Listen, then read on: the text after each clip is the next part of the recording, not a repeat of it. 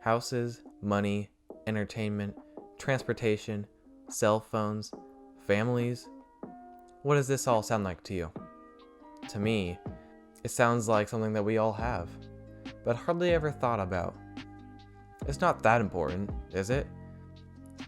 What about other places in the world? Do they have the same things you have?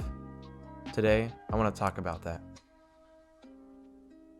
Every other year, our church and a couple other churches team up and work together to build 80 plus houses down in Tijuana, Mexico. I was informed about this a few months before it started and got intrigued. Though something about it didn't seem worth it.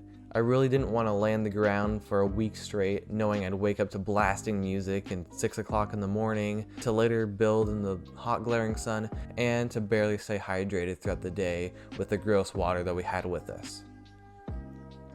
After some long, hard decisions, I finally accept, knowing they'll be helping the homeless families get back on their feet and to shelter them away from all the dust and blazing sun.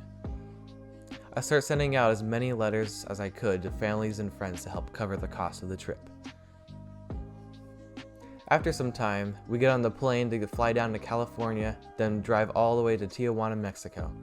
We set up camp there along with the many other churches. Seeing everyone get together was a crazy experience. Everyone had such a passion to help the streets of Mexico.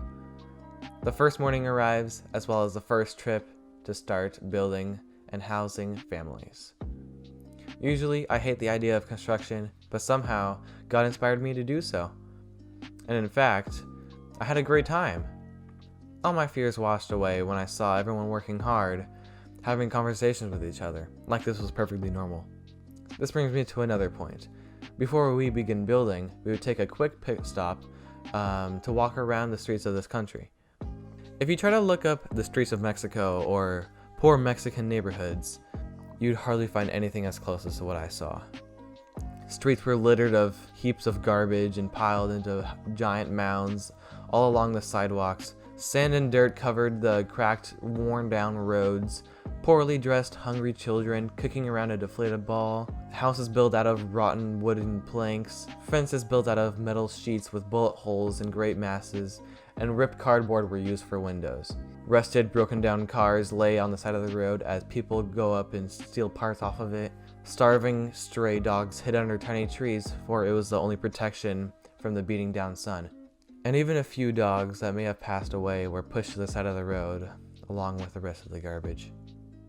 What you have just witnessed was called a prayer walk. Everywhere was just so sad and unreal. I've never been more dramatized in my life. We live every day, sometimes feeling depressed or angry, when there's all sorts of terrible stuff going down there in Mexico. Here in Washington, we have such a great life. Most of us have transportation, school, money, a house or two, a family to go home to. Some of us have jobs. But down there, they hardly have any of that. But even if they did, they wouldn't have enough money to cover the cost for it.